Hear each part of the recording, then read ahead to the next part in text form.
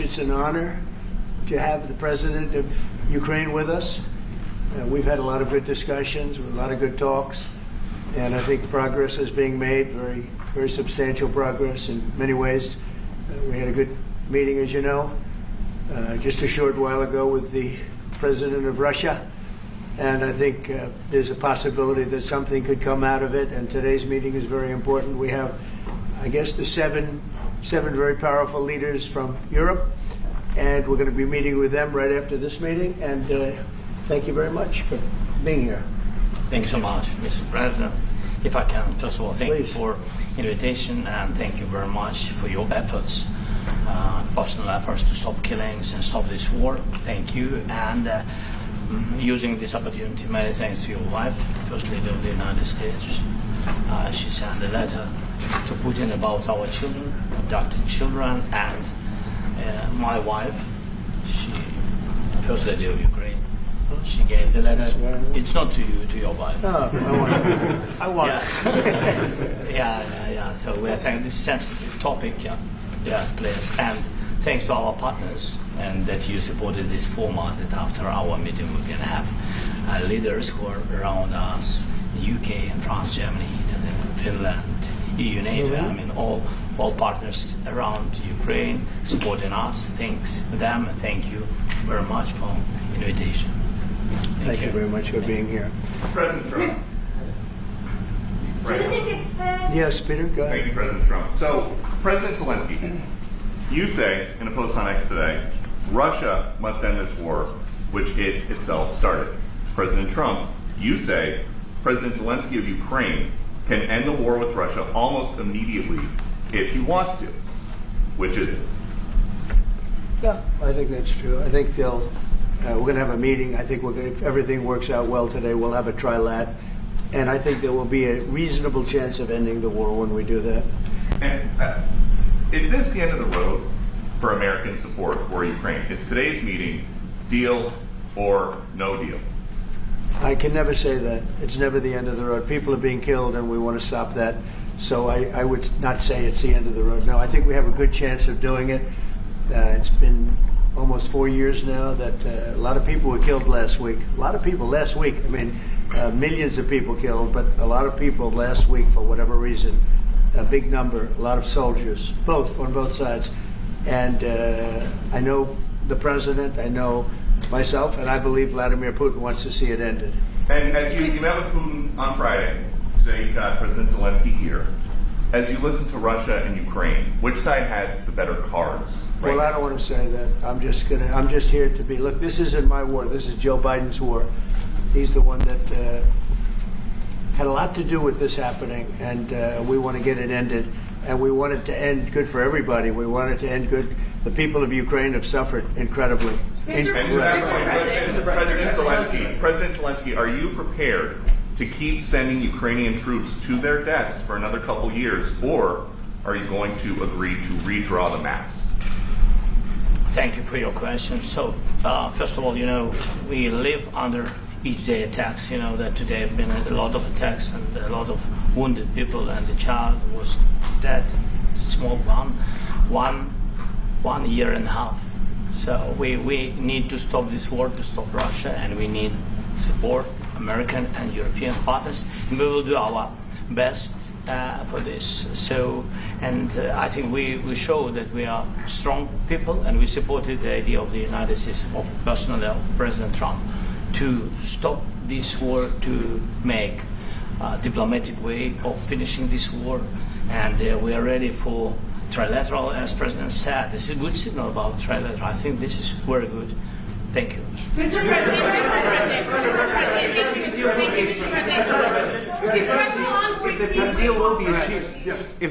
if the peace deal will be achieved, are you going to be willing to send American peacekeepers to Ukraine? Well, we're going to work with Ukraine. We're going to work with everybody, and we're going to make sure that if there's peace, the peace is going to stay long term. This is very long term. We're not talking about a 2-year peace and then we end up in this mess again. We're going to make sure that everything's good. We'll work with Russia. We're going to work with Ukraine, and we're going to make sure it works. And I think if we can get to peace, it's going to work. I have no doubt about it. When your team is talking about Your team has talked about security guarantees. Could that involve U.S. troops? Would you rule that out in the future? We'll let you know that maybe later today. We're meeting with 7 great leaders of great countries also, and we'll be talking about that. They'll all be involved, but there'll be a lot of help when it comes to security. There's going to be a lot of help. It's going to be good. They are first line of defense because they're there. They're Europe, but we're going to help them out also. We'll be involved. Yes. Vladimir Putin mentioned that the war will not end without addressing the root causes of this war. Have you had an understanding what are the root causes of this war? Well, look, the war is going to end. When it ends, I can't tell you, but the war is going to end, and this gentleman wants it to end, and Vladimir Putin wants it to end. I think the whole world is tired of it, and we're going to get it ended. It was, I've done 6 wars. I've ended 6 wars, and I thought this maybe would be the easiest one, and it's not the easiest one. It's a tough one. A lot of reasons for it, and they'll be talking about it for a long time. But they'll be talking about the others. Look, India, Pakistan. We're talking about the big places. When you look at, you just take a look at some of these wars. You go to Africa and take a look at that. Rwanda and the Congo, Republic of the Congo. That's been going on for 31 years. And so we've done a total of 6, and we really have 6, not including the fact that we obliterated, and it turned out to be a total obliteration, the nuclear, as you said, the future nuclear capability of Iran. And this one, I think we're going to get solved also. I feel confident we're going to get it solved. Like guarantees or like special envoy put forward. Thanks, Mr. President. Can you tell us about your conversations with European leaders and what they need to see to support an end to the war? Yeah, well, we're going to be meeting with a great representative group and 7 very powerful, very big countries and great people, all friends of mine and friends of yours. And we're going to have some suggestions made. They want to see peace. They would like to see peace. Go ahead, please. In the red. President Trump, do you think it's fair for Ukraine and for Russia to achieve a lasting and durable peace if Ukraine cedes its territories that Russia hasn't yet conquered? Do you think it's a fair peace for Ukraine? We're going to have a lasting peace. Just to answer the first part of your question, we're going to have a lasting peace. I hope it's going to be immediately. I hope it doesn't have to go on. And I think people of the whole world is going to be very happy when that's announced. Yeah, please. Mr. President, you posted on social media, Mr. President, a very touching letter from the First Lady, and the letter was hand-delivered to President Putin, and it calls for an end to the war, essentially, because of the children and the children's future. Why did the First Lady feel that letter was necessary? Was it because she believes that Mr. Putin is the aggressor in the war? Is a similar letter being hand-delivered to President Zelensky? So the First Lady felt very strongly. She's watched the same thing that you watch and that I watch. I see things that you don't get to see, and it's horrible.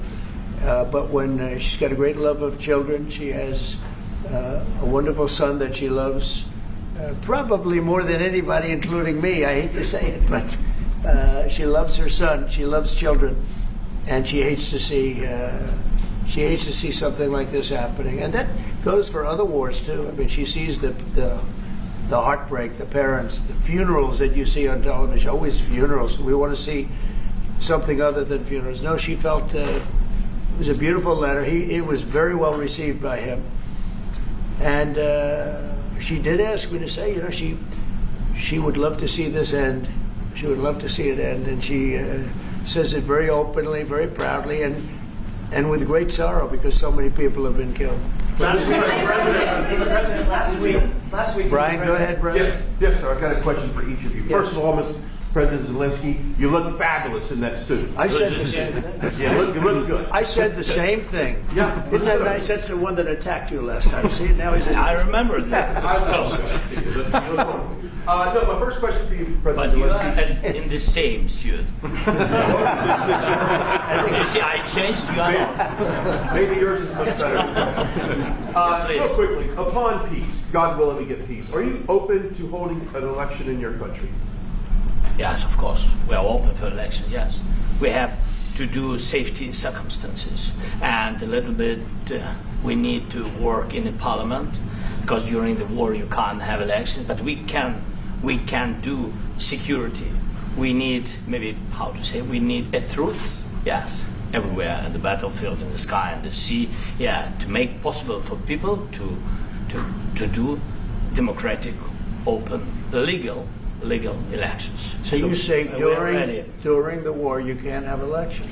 So let me just say 3.5 years from now. So you mean if we happen to be in a war with somebody, no more elections? Oh, that's good. I wonder what the fake. You like news this is. idea? No, this is No. Speaking of news, I got a question for you. This sounds insane for me even to ask this, but do you think the American media really doesn't even want a peace deal? Because they've been so critical of you every step of the way as you lead the charge for peace. It's an amazing phenomenon. I said that if in the settlement you got Moscow, St. Petersburg, and thousands of miles around them, they would say I made a bad deal. The level of hatred and animosity is incredible. Not with all. I mean, we have great people up here. We also have terrible people up there that I think are told what to say. But, you know, in solving all of these wars, they don't even write about it. You know, I saw major wars. I saw wars that have been going on for 31, 35, and 37, and a couple of quicker ones. One that was going to go into a full-blown deal very quickly. You know what the one I'm talking about. It was a big one. But they don't even write about that. No matter what I do, no matter what, and you know, this is not anything to do with you. It's probably to your advantage in a certain way. But no matter what I do, no matter what deal I make, from my standpoint, you'll come out good. Maybe President Putin will come out good. But they'll say, Trump was absolutely horrible. It's just that, and I've lived with that for a long time. I've lived with it since just before the first election. I used to get great publicity. Now I get the worst publicity anyone's ever gotten in office, but I won in a landslide, so that people understand. They're the only ones that count, ultimately. But I've also had great reporters. I've had journalists that are very good. But it's very sad when you do the right thing. As an example, they said, because of the fact that Vladimir Putin came to American soil, this was a tremendous defeat for Donald Trump. No, it was really wonderful that he did it. It was a hard thing for him to do, to be honest with you. It was the opposite of what they said, but they said it. Now, if he didn't come, they'd say that was also bad for Trump. You know, there's no way. And there's just a great dishonesty of the press, and I think that's why it's lost its credibility. You know, its credibility is at an all-time low. We have a thing going on right now in D.C. We went from the most unsafe place anywhere to a place that now friends are calling me up, Democrats are calling me up, and they're saying, sir, I want to thank you. My wife and I went out to dinner last night for the first time in 4 years, and Washington, D.C. is safe, and you did that in 4 days. I'll tell you, it's safe. I had another friend of mine, he has a son who's a great golfer, he's on tour, and he came in fourth yesterday in the big tournament where Scotty Scheffler made the great shot, and he said his son is going to dinner in Washington, D.C. tonight. I said, would you have allowed that to happen a year ago? He said, no way, no way. He said, what you've done is incredible. And I think the people realize it. But the press says, he's a dictator, he's trying to take over. No, all I want is security for our people. But people that haven't gone out to dinner in Washington, D.C. in 2 years are going out to dinner. And the restaurants the last 2 days were busier than they've been in a long time. Thank you. I walked around yesterday with MTG. If you can walk around with DC with MTG and not be attacked, the city is safe. Yes. ahead. Thank you, Mr. President. Last week you warned of what you called severe consequences if a 30-day ceasefire or any type of ceasefire were not agreed to by Russia. Will there be severe consequences? Does that change because of I don't think you need a ceasefire. You know, if you look at the 6 deals that I settled this year, they were all at war. I didn't do any ceasefires. And I know that it might be good to have, but I can also understand strategically why, well, you know, one country or the other wouldn't want it. You have a ceasefire and they rebuild and rebuild and rebuild, and, you know, maybe they don't want that. But if you look at the 6 deals that we made peace and you know, long-term, long-running wars, I didn't do any ceasefires. Would I like the concept. You know, I like the concept of a ceasefire for one reason, because you'd stop killing people immediately, as opposed to in 2 weeks or 1 week or whatever it takes. But we can work a deal where we're working on a peace deal while they're fighting. They have to fight. I wish they could stop. I'd like them to stop. But strategically, that could be a disadvantage for one side or the other. But all of these deals I made without even the mention of the words ceasefire. Can you explain the decision to offer Ukraine Article 5-like security guarantees, but stop short of pushing for their full membership? Yeah, well, we haven't done anything on that yet. If you look back and you go back long before President Putin, it was always a statement that they would never allow Ukraine into NATO. So that was a statement that was made, but we haven't discussed any of that yet. We're going to be discussing it today, but we will give them very good protection, very good security. That's part of it. And the people that are waiting for us, they are, I think they're very like-minded. They want to help out also. Thank you, President Trump. The United States has already given hundreds of billions of dollars to this war effort in Ukraine. Biden. At best, it is a stalemate, and the killing continues. So, President Trump, how much more is the United States willing to give Ukraine? And President Zelensky, how much more do you want? Well, I'll start off just by saying we're not giving anything now. We're selling weapons. This is something before, I guess the number is well over $300 billion. That was under Joe Biden, a corrupt politician, not a smart man, never was. By the way, go back 40 years, he was not a smart man 40 years ago either, but now he's in particular bad. This was done by a corrupt administration that shouldn't have been in, and frankly, if the right results of the election were given, if I were president, this war would have never taken place, and he would have been very happy, because he would have liked to have seen, I mean, they went through hell. He went through hell. This war would have never happened, and the people that were killed, a couple of million people, a lot of people with soldiers and everything else, and the people that have been displaced and forced into other areas and other countries because of what's happened, none of that would have happened. And I'm just saying that he was a horrible president, whether it was the borders or this. He was just a horrible, corrupt president. Mr. President, You want to answer? I can. Thank you so much. So first of all, we have possibility now to buy weapon from the United States. We are thankful for this program and this opportunity. We are thankful for Europe. They pay for this.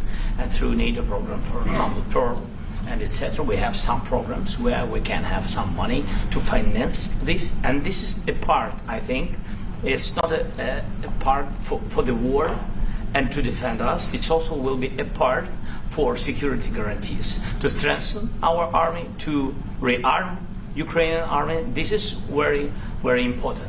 And it depends how much money we need to rearm. For example, the question of air defense, we spoke about it with President Trump, and I'm happy that we have now bilateral decisions and we work on it with production, American production. Nobody in Europe has so many air defense like Patriots, for example. We need it very much, and this is also about defending. And I think, I think the good news, we make the best military equipment in the world by far. You mentioned the Patriots. How good are they? Systems. We have systems, they're literally 100% foolproof.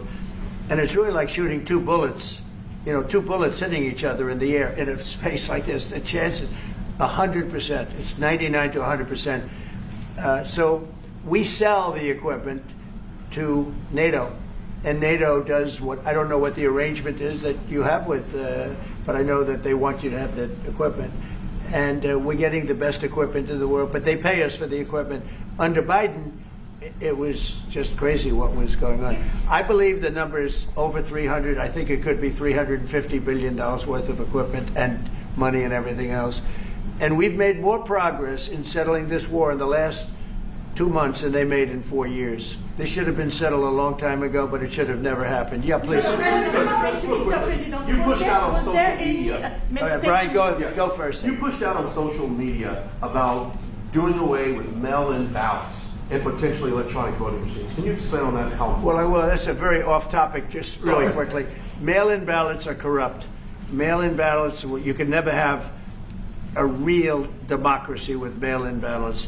And we, as a Republican Party, are going to do everything possible that we get rid of mail-in ballots. We're going to start with an executive order that's being written right now by the best lawyers in the country to end mail-in ballots because they're corrupt.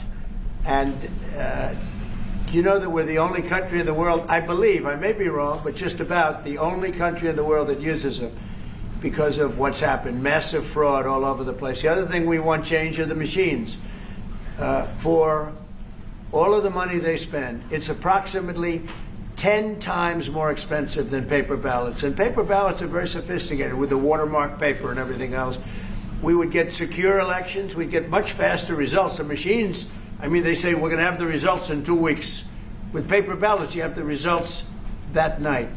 Most people, many countries use paper ballots. It's the most secure form. So between paper ballots, very, very important, paper ballots, and I think maybe even more important, the mail-in voting. We're going to end mail-in voting. It's a fraud.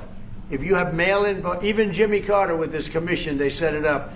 He said the one thing about mail-in voting, you will never have an honest election if you have mail-in. And it's time that the Republicans get tough and stop it because the Democrats want it. It's the only way they can get elected. Because with men and women's sports and with transgender for everybody and open borders and all of the horrible things, and now the new thing is they love crime. They're fighting me on the fact that I've made Washington, D.C. safe. We're not going to get mugged, beaten up, or killed like all the people you've been watching get so badly hurt. I'm glad, I hate to take your time in this, but I'm glad you asked me that question. We're going to stop mail-in ballots because it's corrupt. You know, when you go to a voting booth and you do it the right way and you go to a state that runs it properly, you go in, they even ask me, they asked me for my license plate, for identity. I said, I don't know if I have it. He said, sir, you have to have it. I was very impressed, actually. But it's very hard to cheat with mail-in voting. As you know what happens in California, it's so corrupt, where some people get 5, 6, 7 ballots delivered to them. Now, we got to stop mail-in voting, and the Republicans have to lead the charge. The Democrats want it because they have horrible policy. If you have mail-in voting, you're not going to have many Democrats get elected. That's bigger than anything having to do with redistricting, believe me. And the Republicans have to get smart. We're not going to have a country. I said for a long time at rallies, you need borders and you need free and fair elections. Those two things, otherwise you don't have. We have strong borders now. In 90 days, Mr. President, we didn't have 0 in 3 months. Not one person came in illegally into our country. In fact, even I find that hard to believe, but it's run by a little bit of a liberal group that put out the numbers, so I guess it's, but 0, 0, and 0. You go back a year ago, 2 years ago, 3, millions of people poured into our country. It was terrible. Thank you very much. Do you need from President Trump to be able to make a deal? Is it American troops, intelligence, equipment? What is it? Everything. And really, it includes 2 parts.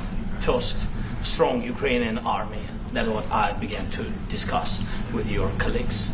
And it's a lot about weapon and then people and training missions and intelligence. And second, we will discuss with our partners. It depends on the big countries, on the United States, on a lot of our friends. And Mr. President, are you willing to commit American troops to that NATO-like protection in order to get President Zelensky to a deal today? Well, I don't know if you define it that way, but NATO-like, I mean, we're going to give, we have people waiting in another room right now. They're all here from Europe, biggest people in Europe, and they want to give protection. They feel very strongly about it, and we'll help them out with that. I think it's very important. I think it's very important to get the deal done. You've been involved in the peacekeeping in Ukraine since your first day in the administration. What would you say to the Ukrainian people right now who are suffering under the Russian attacks and hoping that the American people will stand with them? Well, I know Ukrainian people. I've known many over the years. They're great people. They're smart. They're energetic. They love their country. I mean, they love their country, and we want to get this war ended. That's all I can do. I love the Ukrainian people, but I love all people. I love the Russian people. I love them all. I want to get the war stopped. Very important. Was there any aspect of your discussion with Vladimir Putin that left you disappointed? Look, we just spoke to, I was just telling the president, I just spoke to President Putin indirectly, and we're going to have a phone call right after these meetings today. And we may or may not have a trilat. If we don't have a trilat, then the fighting continues. And if we do, we have a good chance. I think if we have a trilat, there's a good chance of maybe ending it. But he's expecting my call when we're finished with this meeting. Thank you very much, everybody.